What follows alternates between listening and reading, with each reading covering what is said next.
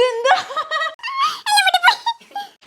നമ്മൾ 3 ദിവസം കൊണ്ട് കഷ്ടപ്പെട്ടുണ്ടാക്കിയ ലോട്ടസ് പൂക്കളാണ് ഇത് നമ്മളൊന്ന് സെറ്റ് ചെയ്യാൻ വേണ്ടി പോവുകയാണ്. അതിന് വേണ്ടിയിട്ട് ബേസിന് വേണ്ടിയിട്ട് നമ്മൾ ഇതേപോലത്തെ ഒരു കാർഡ്ബോർഡ് പേപ്പറിൽ നല്ല ബ്ലാക്ക് കളറും കൊണ്ട് പെയിൻറ്റ് ചെയ്ത് വെച്ചിട്ടുണ്ട്.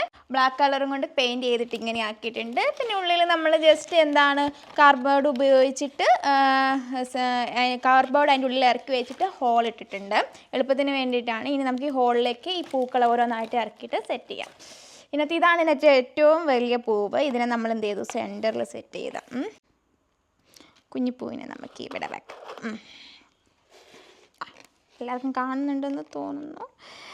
പിന്നെ ഇവിടെ വെച്ചിട്ടുണ്ടെങ്കിൽ രസം ഈ ഒരു കുഞ്ഞിപ്പൂവുണ്ട്. ഒരു പൂവിനെ നമുക്ക് ഇവിടെയും കൂടെ വെക്കാം. പിന്നെ നമുക്ക് ഇനി ഇല വെക്കണം.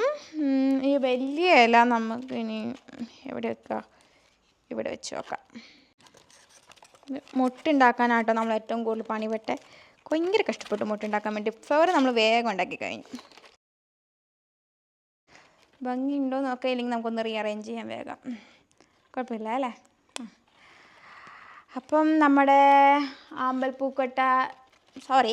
താമരേൻ്റെ പൂക്കോട്ട തയ്യാറാക്കുകയാണ്.